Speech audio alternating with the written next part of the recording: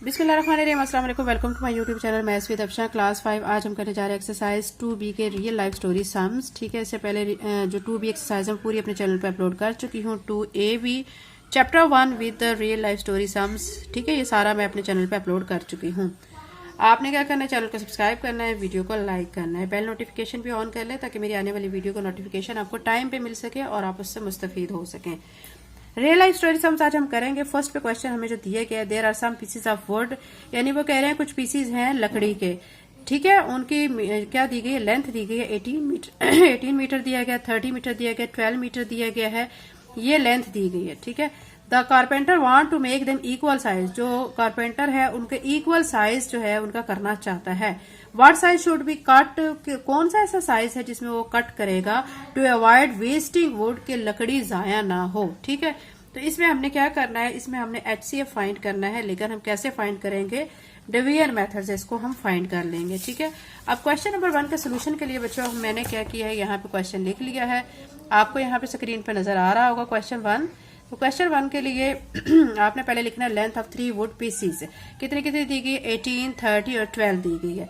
फिर हमने इनको कट करना है इक्वल साइज में, मीन के हमने इनका HCF फाइंड करना है। HCF के लिए आपको बच्चों में चीज बता चुकी है, अगर हमें 3 टर्म्स दी गई हैं तो हमने क्या करना होता है, सबसे बड़ी वाली टर्म को अंदर रख के उससे छोटे वाली टर्म पे डिवाइड करना होता है। तो अब यहाँ पे सबसे बड़ी टर्म है 30 को अंदर रखेंगे और उसके बाद छोटी 18 और 12 है तो 18, उसके बाद हम 18 पे इसको डिवाइड करेंगे। 18 1 18 करेंगे, माइनस करेंगे। ठीक है, 10 में से 8 माइनस करेंगे 2 आ जाएगा, यहाँ पे 2 में से 1 माइनस किया 1 आ जाएगा। अब फिर ये 12 छोटी टर्म आ गई है, 18 से 12 को यहाँ पे रखेंगे और 18 को यहाँ अंदर ले आएंगे। फिर 12 1 12 हो जाएगा।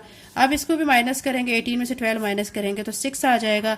अब 6 छोटी टर्म आ चुकी है, 12 बड़ी रकम है, तो 12 को अंदर रख के अब 6 पे डिवाइड करेंगे, 6 2 12 हो जाएगा, माइनस करेंगे तो ये यहाँ पे कम्प्लीटली सॉल्व हो चुका है। ठीक है, अब ये तो हमारी 2 टर्म्स तो सॉल्व हो चुकी हैं, अभी हमारी एक टर्म बची हुई है 12। इस 12 को भी हमने इस तरह सॉल्व करना है, 12 को अंदर रखना है। अब यहाँ पे जो आंसर आएगा ना 6, इस पे डिवाइड करेंगे, 6 2 12, माइनस करेंगे तो 12 में से 12 माइनस किया 0, तो टोटल हमारा कम्प्लीटली क्वेश्चन सॉल्व हो चुका है। तो 6 हमारा जो क्या आ रहा है, आंसर आ रहा है। तो हम यहाँ पे लिख देंगे HCF is equal to 6 metre, यानी 6 मीटर की जो लेंथ है उसमें अगर वुड को कट किया जाता है तो वुड जो है फिर वो जाया नहीं होती और तीनों का फिर मतलब इक्वल साइज में उसकी कटिंग हो जाती है।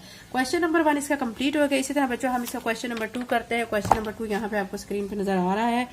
Sara does her laundry every 9 days, यानी क्या है, सारा जो है वो कपड़े धो रही है, धुलाई कर रही है, कितने दिनों बाद करती है, हर 9 दिनों के बाद। अरीबा भी करती है, अरीबा कितने दिनों के बाद करती है, 12 दिनों के बाद। और नेहा भी करती है, नेहा कितने दिनों के बाद करती है, हर 6 दिन के बाद। वो कह रहे हैं कि if they all do laundry today, अगर वो आज वो सब करती हैं, मतलब सब कपड़ों की धुलाई करती हैं, after how many days will they do it again together again, फिर कितने दिनों के बाद उनको दोबारा से धुलाई करनी होगी। क्वेश्चन नंबर 2 को सॉल्व करने के लिए बच्चों हमने क्या करना है, यहाँ पे आप देख सकते हैं कि मैंने ये क्वेश्चन 2 लिख लिया है, आपको स्क्रीन पे नजर आ रहा होगा। आपने ऐसे स्टेटमेंट बनानी है, Sara does laundry every is equal to 9 days, Areeba does laundry every 12 days, Neha does laundry every 6 days. उसके बाद हमसे कहा गया है वॉशिंग ऑल टुगेदर अगेन, कि वो कब उसके बाद धोएंगी इकट्ठे। ठीक है, तो इसके लिए क्वेश्चन मार्क लगाएंगे। ठीक है, अब हम क्या करेंगे, यहाँ पे हमने करनी है प्राइम फैक्टराइजेशन। प्राइम फैक्टर्स जो है हम इनके निकाल लेंगे। 9 हमें गिवन है तो मैंने 9 को यहाँ पे लिखा है, 3 के टेबल पे डिवाइड किया, 3 3 9, 3 आ गया, फिर 3 1 3।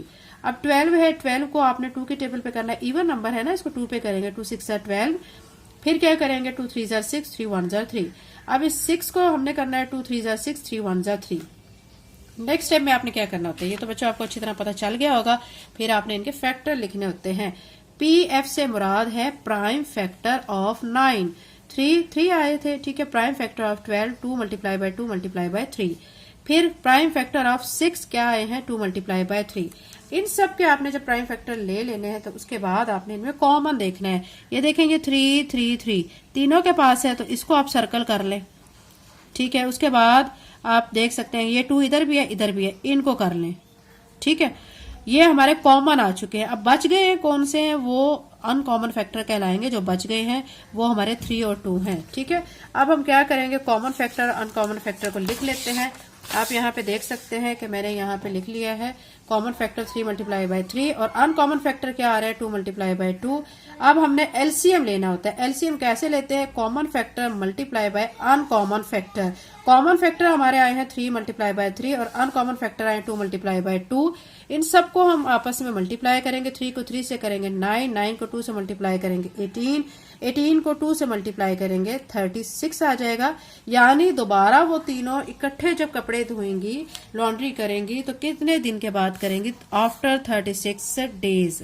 ये बच्चों हमने फाइंड करना था। ठीक है, ये इसका क्वेश्चन नंबर 2 हो चुका है रियल लाइफ स्टोरी सम्स का। अब हम इसका क्वेश्चन नंबर 3 कर लेते हैं। क्वेश्चन नंबर 3 यहाँ स्क्रीन पे आपको नजर आ रहा होगा। इसमें आपसे कहा जा रहा है Ayesha has 3 pieces of cloth, यानी आयशा के पास कपड़े के 3 पीसेज हैं। एक की चौड़ाई 70 सेंटीमीटर है, यानी उसकी विड्थ दी गई है, और दूसरे 2 जो है उनकी 98 सेंटीमीटर दी गई है। वो चाहती है उनको इक्वल साइज में कट करना। तो कट करने के लिए आप बताएं कि वो यानी कितनी वो जो है लेंथ या को कितनी विड्थ कहा गया है इसमें, तो उसमें वो कट करेगी। ये वाला क्वेश्चन हमारा बच्चों क्वेश्चन नंबर 1 की तरह का है। ठीक है, उसमें भी हमें कहा गया था कि लकड़ी के जो 3 पीसेस उनकी लेंथ दी गई थी, हमने उसको इक्वल साइज में कट करना था कि लकड़ी वेस्ट ना हो। अब यहाँ पे कपड़ा दिया गया है, कपड़े की जो है विड्थ दी गई है, इसको भी हमने इक्वल साइज में कट करना है। इट्स मीन इसका भी हमने HCF फाइंड करना है। और कैसे मेथड से करेंगे, डिवीजन मेथड से, जैसे कि हमने फर्स्ट क्वेश्चन में किया है। तो फर्स्ट क्वेश्चन में जैसे पैटर्न हमने किया है, इसी तरह हम इसमें थर्ड वाले में कर लेते हैं। मैंने यहाँ पे लिख लिया है 3 पीसेज ऑफ क्लॉथ, 3 पीसेज हैं कपड़े के। ठीक है, 1 पीस ऑफ लेंथ, लेंथ के बजाय बच्चों यहाँ पे आप विड्थ ही लिख लें, क्योंकि हमें यहाँ पे चौड़ाई दी गई है। कितनी दी गई है, फर्स्ट की 70, सेकंड वाले की 84, थर्ड वाले पीस की 98 सेंटीमीटर दी गई है। विड्थ ऑफ कट पीस, हमने कट पीस की जो है क्या करनी है, विड्थ को फाइंड करना है। उसको फाइंड करने के लिए अब आप देख सकते हैं यहाँ पे 3 टर्म्स हैं। ठीक है, 98, 84, 70। सबसे बड़ी टर्म 98 है, फिर 84 है, फिर 70 है। अब मैं क्या करूंगी, 98 को अंदर रख के 84 पे इसको डिवाइड करूंगी, फिर जो आंसर लास्ट पे आ जाएगा 70 को अंदर रख के फिर उस आंसर पे डिवाइड करूंगी। 98 को हमने यहाँ पे रखना है और हमने क्या करना है, 84 पे डिवाइड करना है। 84 1 जार 84, माइनस करेंगे 8 में से 4 माइनस करेंगे 4 आ जाएगा, 9 में से 8 माइनस करेंगे 1 आ जाएगा। अब क्या करेंगे, अब ये 14 छोटा है, 84 को यहाँ पे अंदर रखेंगे और 14 के टेबल पे डिवाइड करेंगे। 14 को अगर हम 6 टाइम पढ़ते हैं ना, ठीक है, तो हमारा 84 आ जाता है। तो ये 84 आ जाएगा, कम्प्लीटली यहाँ पे सॉल्व हो गया। तो यहाँ से 14 आंसर आ रहा है। हमारा एक नंबर बचा हुआ है 70। अब हमने 70 को अंदर रखना है और 14 पे डिवाइड करना है। 14 का टेबल अगर हम 5 तक पढ़ते हैं ना तो 70 आ जाता है। तो 14 5 जार 70 माइनस करेंगे तो यहाँ पे कम्प्लीटली सॉल्व हो चुका है। तो अब इसका आंसर क्या आ रहा है, 14 सेंटीमीटर, यानी इसकी विड्थ कितनी होगी, 14 सेंटीमीटर।